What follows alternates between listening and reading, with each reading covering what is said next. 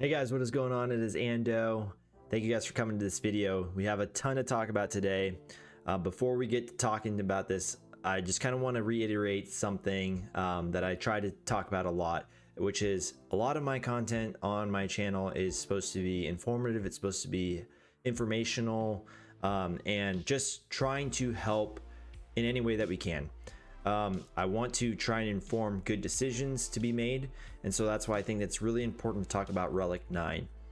So if you guys like that kind of content, make sure you guys hit the like button. It helps push the video out to other people. Share it if you can, and subscribe to the channel as we are getting closer to our 1,000 subscriber goal, and it definitely helps us out. So we've got a ton of info, and now that we can see it in the game, we can kind of look at it and analyze what the heck it's going to do.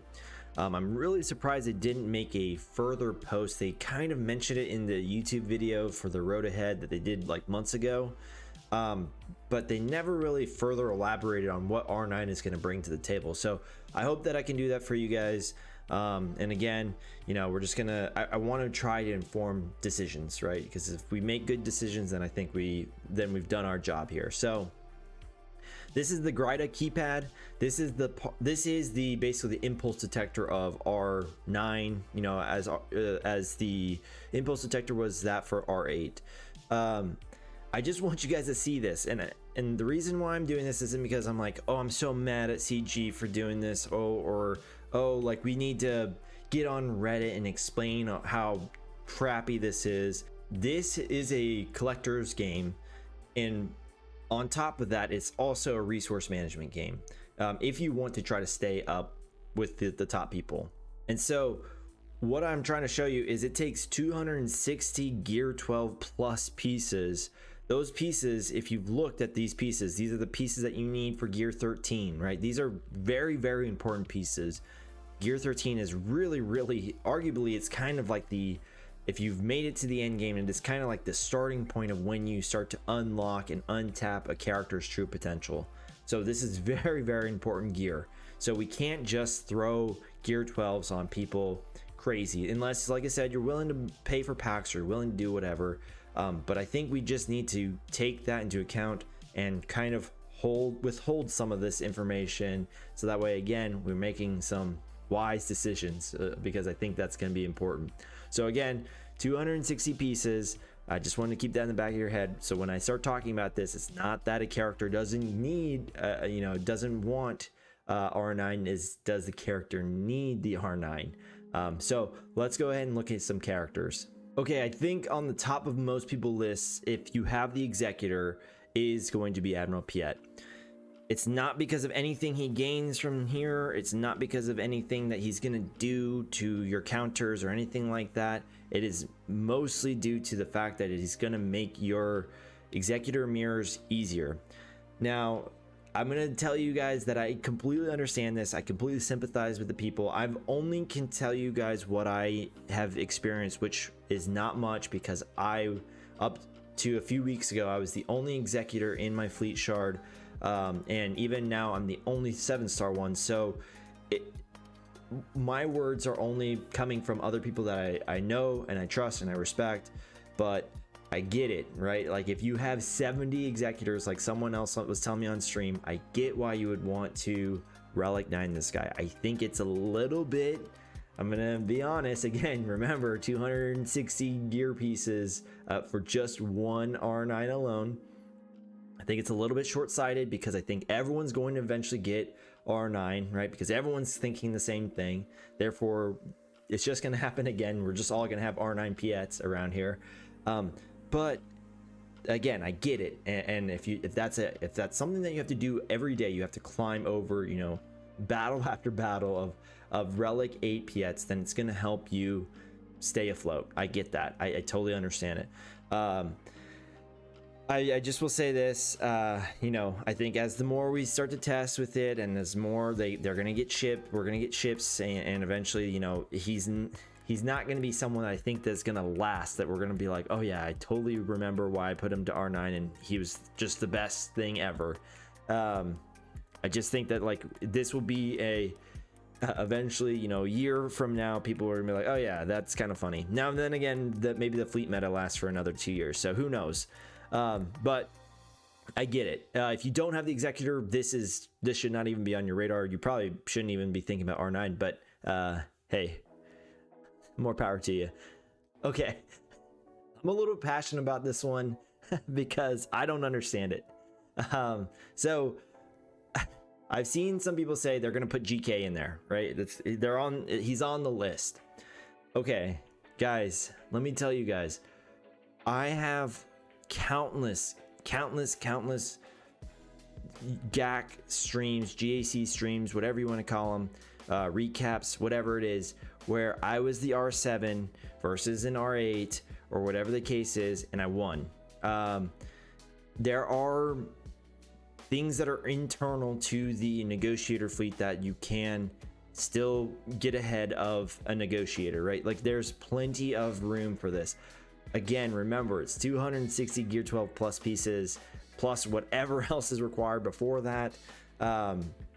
Does he gain stuff on the ground level? Sure, yes, that's a lot of survivability to add to him. But where is everyone that is using him right now? They're using him with JMK, and they just, what you see have happen, like the opposing cat annihilates him, and it doesn't matter if this was 100 million health, it's still just going to happen. So I just want to say this because, again, I think this is super short-sighted. I don't know why people are so kind of crazy about this guy, and why they want to add so many relics to him.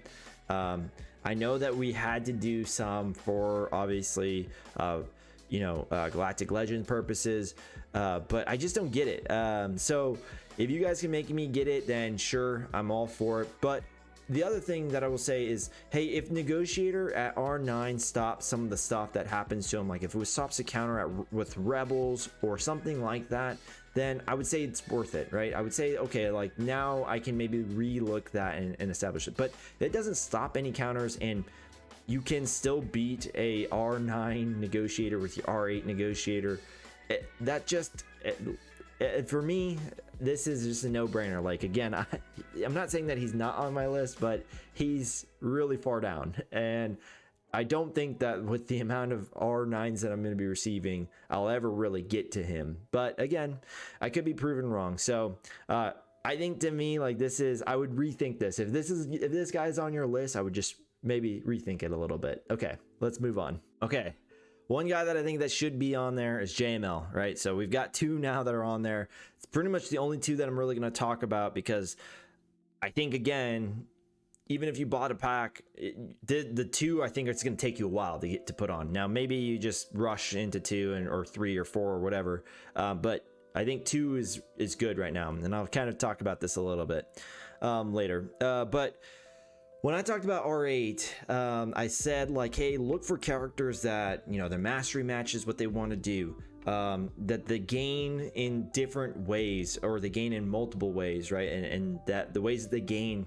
kind of build on each other, right? You want that synergy that is being built. And so really, when you look at a Galactic Legend, one of the biggest reasons why I was always so, high on getting Galactic Legends to R8 is because of the Galactic Legends unique, right? So it says that the unit has 10% max health and max protection per relic level. So you're going to move from 70% to 80% to 90% now. And again, for the people that didn't really put, I know a lot of people, they're like, oh, I'm not going to put R8 on my Galactic Legends, right? It's going to be a harder fight now, right? As people start to throw on the Relic 9s. This is what I was talking about when R8 came out. R7 to R8, there's not much of a difference. Your R7 JKL can still kill an R8 SOKR. But at some point, and I don't know if R9 is going to be it necessarily, but at some point your R7 is going to feel like an R2 versus an R7 used to feel like, right? Like at some point there's going to be this, this gap that's going to be too far for that R7 to try to punch up to. And with tanks, at least from what I can tell, is, hey, it's going to be really good, right? So we're adding 34,000 protection. We're going to add 34,000 health, right? This is a guy that tanks for you. He's basically stays tanking as long as he has some sort of protection built into him. But the other thing with that too, and again, remember Galactic Legend built into that, so you're increasing it now by 90%.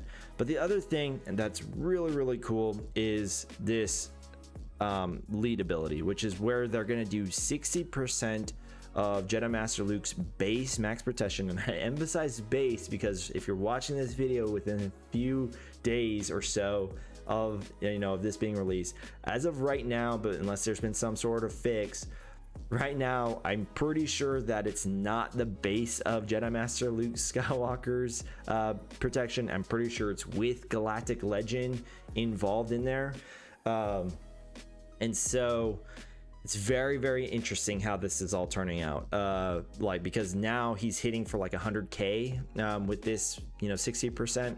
Seems too high, it's definitely too high. Don't, unless they're trying to include Galactic Legend in it now, which I don't think so, because once they increase this to R9, it's going to be ridiculous. So I did a little bit maths for you guys.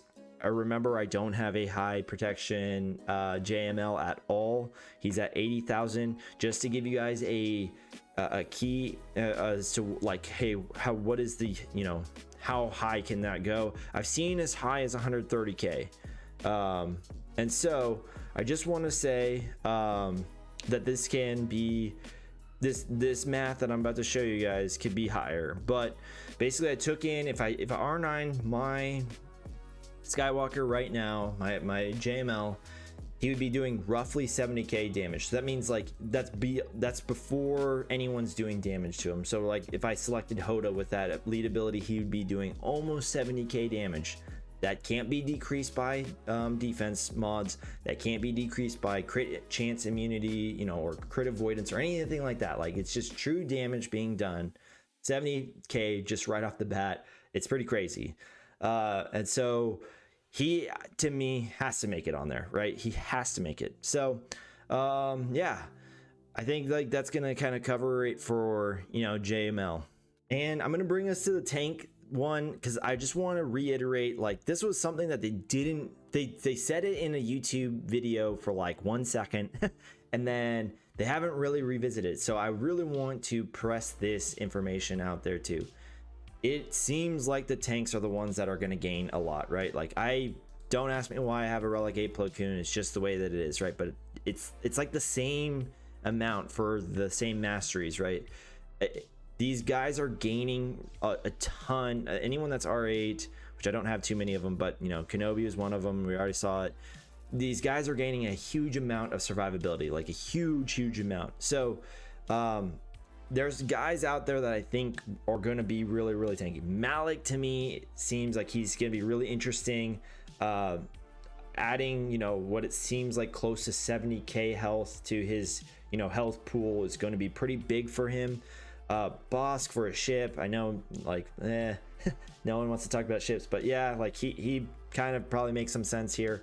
There's a ton of them, right? Like, there's a ton of options out there. But the last thing that I want to leave you guys with is two things. One, thank you guys for watching this video.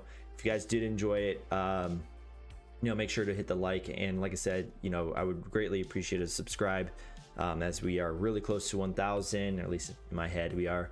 But the last thing I really want to leave you guys with is, maybe, just maybe, hear me out, apply 1, apply 2, and then kind of save, right? When you have a few built up, maybe apply another one.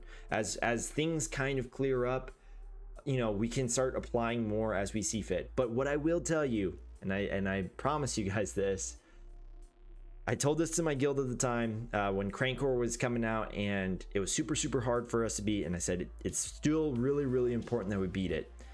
It's because R9 will be required for the next GL. If that's your thing and you want to be on top and you want to stay on top and you want a Galactic Legends chase, just know that, like, you're either gonna have to pay for it with R9s, or you're gonna have to be smart about your resources.